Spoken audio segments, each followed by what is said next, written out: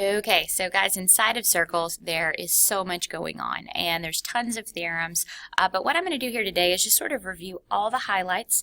No fancy talk in this video, and also no pretty circles, so get over it. But there's going to be a circle. I'm going to list out basically on this side the diagram that you should see and sort of what it means over here.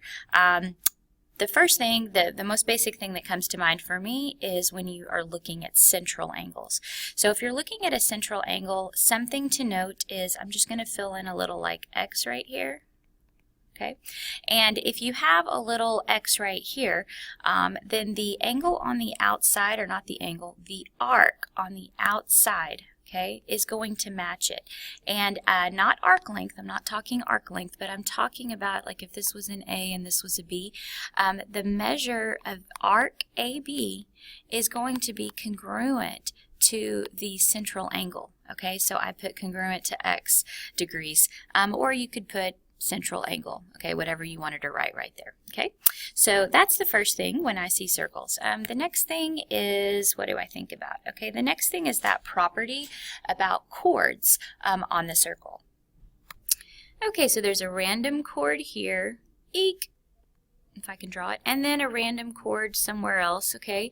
And one of these rules is basically saying like, hey, let me do A, B, C, D again. I know it's boring, but whatever. Okay, so one of our theorems, and this kind of works both ways. So like if you know that these chords are congruent, then basically what you get to assume is that the arcs are also congruent. So that's kind of nice. So I'm highlighting them because they're congruent. So, and that works both ways. So to write that out in words, I'll do if AB is congruent to DC, then the measure of AB is congruent to the measure of DC. So that's one of the next theorems. Another one would be if your circle has basically a diameter going through.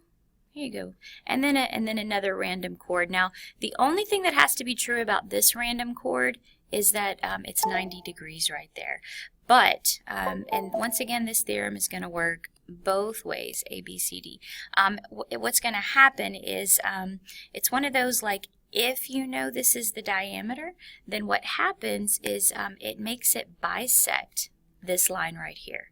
So, and then vice versa. If you know that this chord is bisected and this is perpendicular, then you know that that goes through the goes through the center, that it is the diameter. So this one's harder to write out in words, so I'm not really going to. I just want you to memorize this picture like this is true. But you have to see the 90, and this bad boy is the diameter. So let me draw the center on there. Okay, the next one for funsies is when we start getting into inscribed angles. Now, an inscribed angle just means that like our angle is going to hit the inside wall of the circle. And it's not a central angle. Hopefully you can tell the difference. Central angle is in the center, and this guy is touching a wall, so it's inscribed. So if you're touching the end point, then these are not congruent, but what happens is, like, let's say, oh man, I can't write small enough.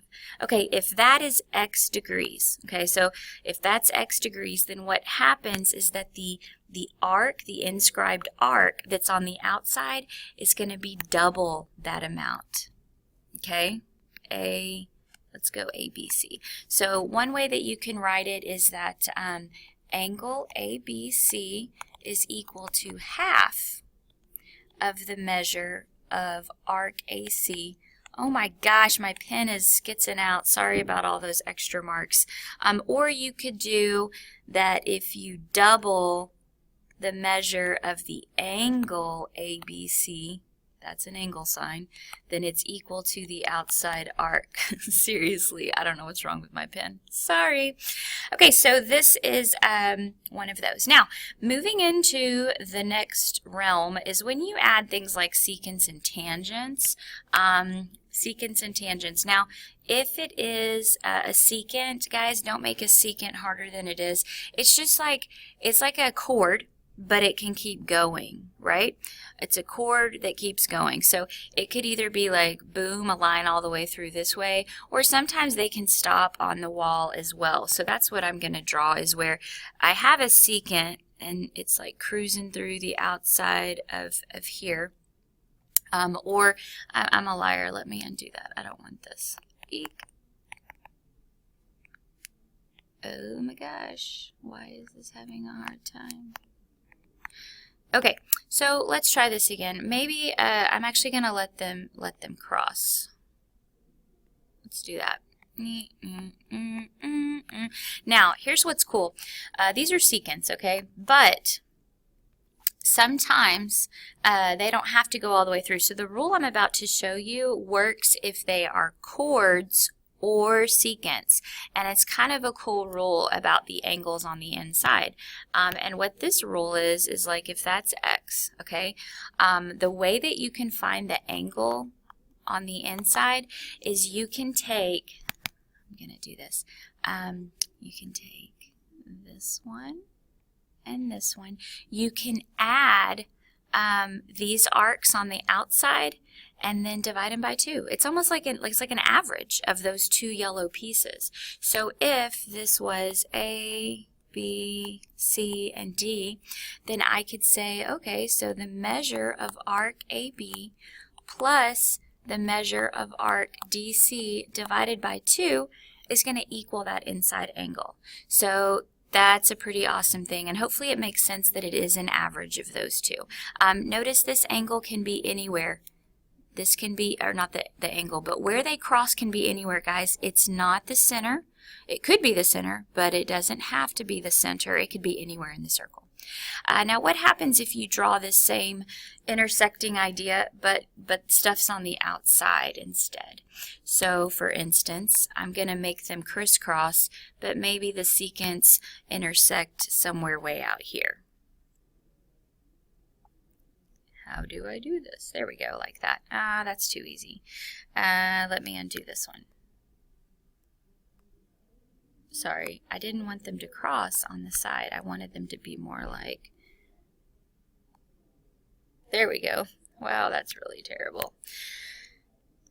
Okay, so let's say it looks something like this, where they cross on the outside. Once again, you know, they could keep going here. It could just stop and meet right here. It doesn't really matter. But if you have a little X right here and you're looking for this angle, okay, you still look at the intercepted arcs. So I'm just going to go inside the 2 lines, and that is what I'm calling the intercepted arcs, right? It's where the 2 blue lines are meeting the circle. Now on this one, you add the intercepted arcs and then you divide by 2. Well, on this one, since it's on the outside, you just subtract. So this is going to be, oh, I didn't label, A, B, C, D. So on this one, it's going to be the measure of arc AD minus, nope, let's do big minus small. How about that? Because we're smart.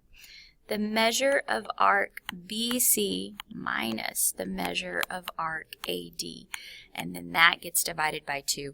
So that's a nifty little rule right there, okay, nifty little rule. And as far as these getting trickier, maybe when you're talking about tangents, they get a little trickier. And what's a tangent? Well, you know, a tangent's the thing that crosses the circle in exactly one spot. So a tangent might look like that. That could be a tangent. And there's rules that happen when you do a tangent with something else, like maybe a tangent with a secant. Okay, so let me cross a tangent with a secant. Okay, so the question becomes like, oh my gosh, like how am I supposed to figure this one out? Well, believe it or not, even though it looks funky, this angle is still considered an included angle, and the rule is the same as what was up here. Where was it? This one. The rule is still the same as this one. It's going to be half of whatever you see above, okay? So I would figure out like what this whole arc length is, and once I knew that, I'd cut it in half and it would be equal to that angle. So there's probably a few more rules within this chapter, but these are what I would consider the most important. These are the ones that if you know these, I think you'll be able to work around just about any problem inside of your circle practice. Thanks.